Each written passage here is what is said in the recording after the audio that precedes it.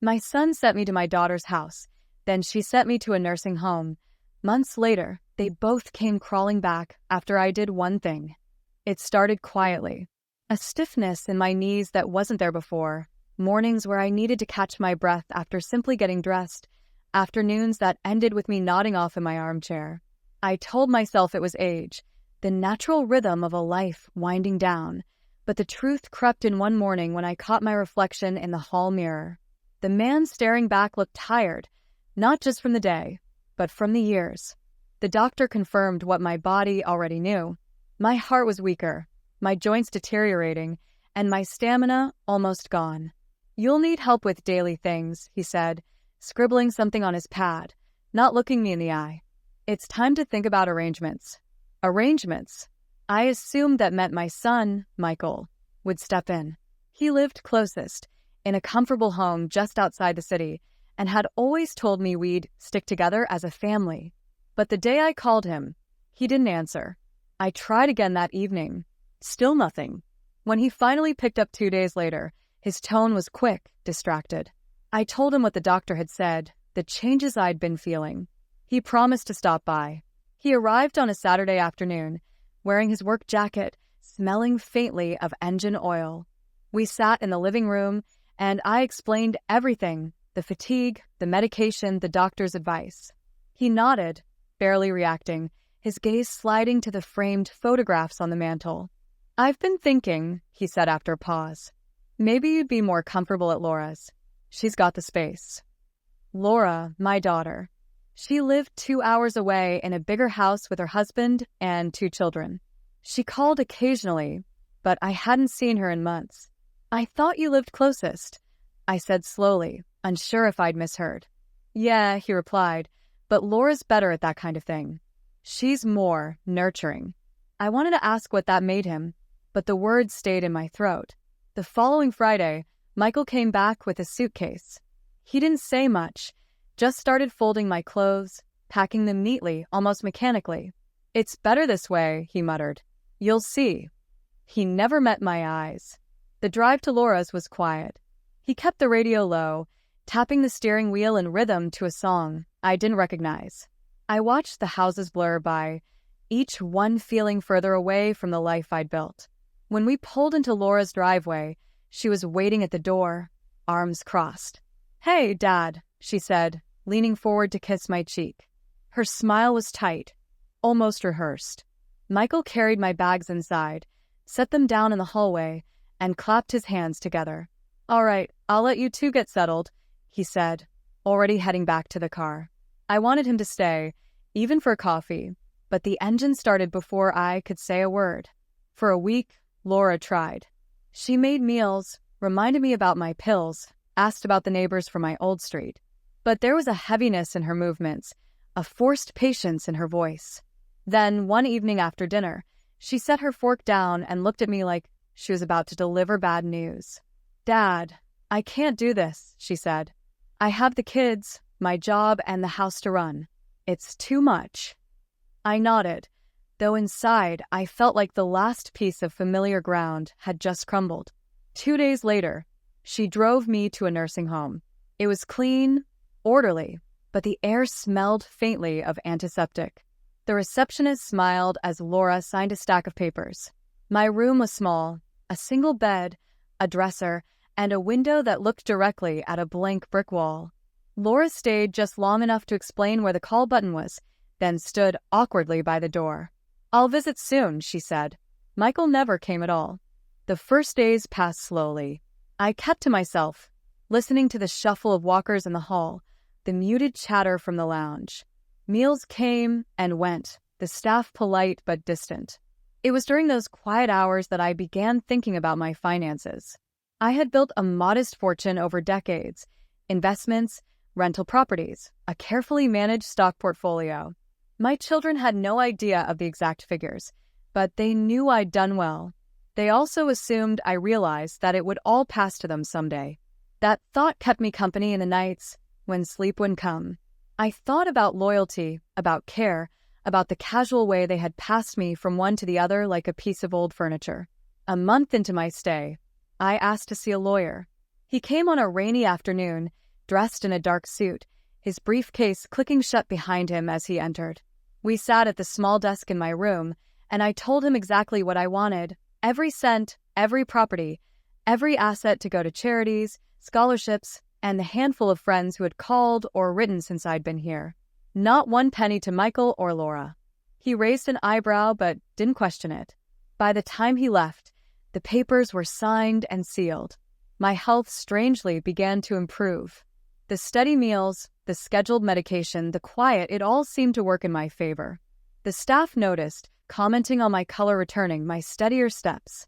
3 months later, I contacted a private retirement community I'd read about years earlier. They had space available. I sold my old house through a trusted realtor, the sale closing faster than I expected. The day I left the nursing home, no one from my family was told. I moved into a sunlit apartment overlooking a garden, with walking paths and a library that smelled faintly of cedar. Here, I wasn't a burden. I was a resident, respected, and left to live on my terms. I made friends, people who laughed easily, who spoke about books and music and travel. Afternoons passed on the balcony, warm tea in hand, sunlight on my face. Months went by before Michael and Laura appeared at the nursing home to see me. They were met with puzzled looks from the staff, who explained I no longer lived there. Where I was, they didn't yet know. I knew they would come eventually. People like Michael and Laura didn't stay quiet when they needed something. Months had passed since I left the nursing home, and life in the new community had settled into a rhythm. Mornings were filled with walks in the garden, afternoons spent in the lounge with friends, evenings reading by the balcony. The day started like any other until the receptionist called to say 2 people were asking for me. She didn't have to describe them. I could hear Laura's voice faintly through the line, quick and sharp, mixed with Michael's lower tone. When I stepped into the lobby, they both turned. Laura's hair was pulled back too tightly, her face pale. Michael looked heavier than before, his clothes rumpled. Neither of them smiled. "We've been looking for you," Michael said, as if that was a reasonable opening. "I'm easy to find if you're paying attention," I replied. Laura cut in. "We went to the home. They said you left. We didn't even know you were moving." "That's right," I said, waiting for the question I knew was coming. Michael didn't waste time. "We need money. The businesses aren't doing well. It's temporary, just a loan." Laura stepped forward, her tone softer but still insistent. "We're family, Dad. You've always said we look out for each other." I looked at them both, remembering the night Michael packed my things without asking, the way Laura had told me she couldn't help. I didn't say anything for a moment, letting the silence press on them. "I had a family," I said finally. "Then you sent him away." They didn't react to the words, just exchanged a quick glance. Michael started explaining about debts, unexpected costs, market changes. His voice was faster now, almost pleading but with an edge of frustration, as if my hesitation was unreasonable. I told them to sit. They followed me to the balcony, where the winter sun was still warm. I poured tea, more for the act of slowing the conversation than for thirst. "I sold a house," I said. "Everything else is handled." Michael frowned. "Handled how?" "Legally," I replied. Laura leaned forward. "We're not asking for charity. We just need a bridge until things turn around. You've always been good with money. You understand how hard it can get." Her words were calculated, an attempt at empathy without apology. "You mean how hard it can get when you have to take care of someone?" I asked. Neither answered. They tried another approach, telling stories about the grandchildren, about the holidays we'd missed.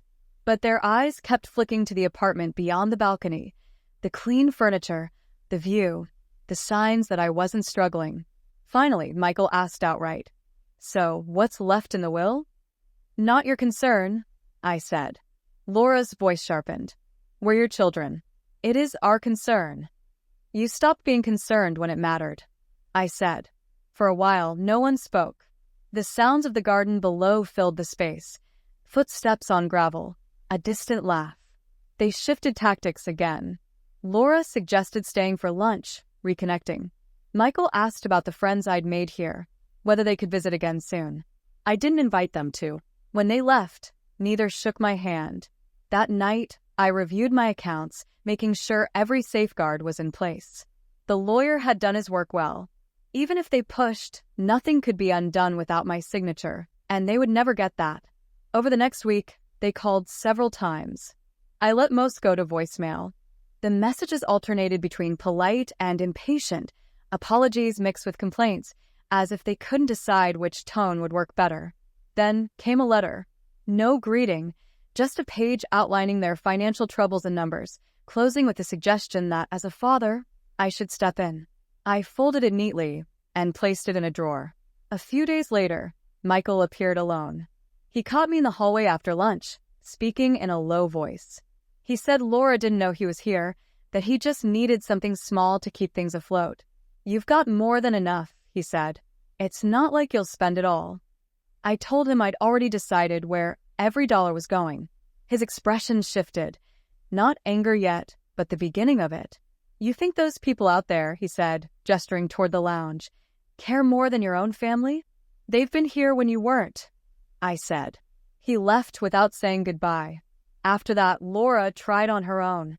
She called late one evening, her voice steady at first, then breaking as she spoke about losing the house if she couldn't make payments. She said it wasn't fair for me to watch them struggle while I was comfortable. I told her fairness wasn't something I'd been given. Word must have passed between them, because the next week they came together again. This time, they waited outside the building, catching me on my walk back from the library.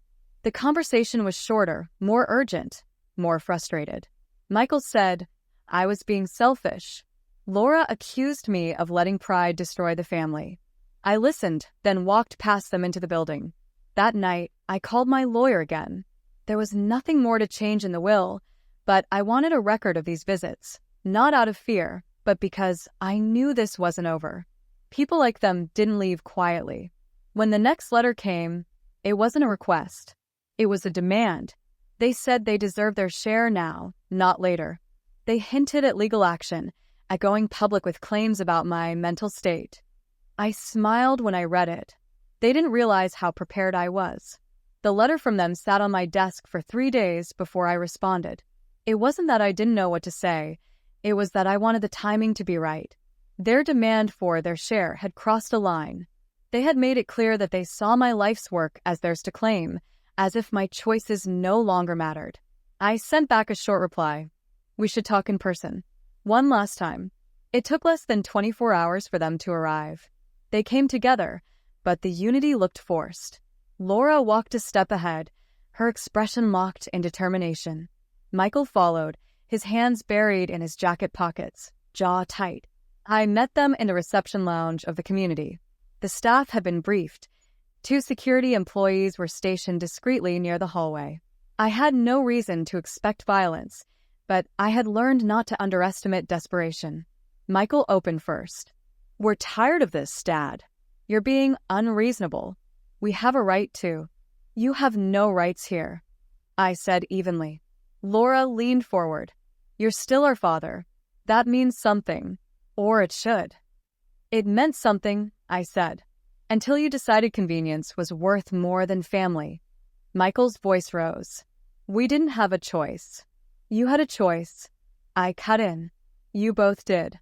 And you made it." They didn't like the tone. They tried again, switching to numbers, obligations, their claim that without my help, they'd lose everything. They framed it as survival, painting themselves as victims of circumstance. I let them finish. Then I pulled a folder from my side table and placed it on the coffee table between us. "These," I said, "are copies of my will, my asset transfers, and signed statements confirming my decisions were made in full clarity. They've been filed with my lawyer, the bank, and the courts." Laura's face paled as she flipped through the papers. Michael didn't touch them, just stared at me like he was trying to gauge how much of this could be undone. "You've cut us out completely?" Laura asked. "Yes," I said. "Every dollar, every property. None of it is yours." Michael leaned back, shaking his head slowly. "You're doing this out of spite." "I'm doing it out of memory," I replied. "I remember every decision you made when I needed you. This is simply the result." Silence settled over the room. The faint hum of the heating system was the only sound. Laura tried one more time, her voice low. Your father. No matter what's happened, we're still your children. This isn't how families end things. I stood, taking the folder back. It's how this one does. They followed me to the door, still talking, still trying. But once they stepped outside, the staff didn't let them back in. That night, I made a final appointment with my lawyer. We added one more clause, a legal notice that if either Michael or Laura attempted to contest my will or claim any assets through the courts, they would be held responsible for all legal costs. The language was airtight. Over the next weeks, their calls grew less frequent. The tone shifted from demanding to bitter to silent. Friends in the community noticed my lighter mood. I didn't explain. I didn't need to. Months passed without contact. I heard from a mutual acquaintance that Michael's business had closed. Laura had sold her house and moved into a rental. I felt nothing, no satisfaction, no regret. Just a finality, like closing a book I no longer needed to read. One afternoon, I walked to the garden's edge, where the path curved out of sight of the main building. The air was warm, the trees heavy with leaves. For the first time in a long time, I realized I had no lingering weight on me. The family I thought I had was gone. What remained was the life I chose for myself, and the people who valued me for more than what I could give them.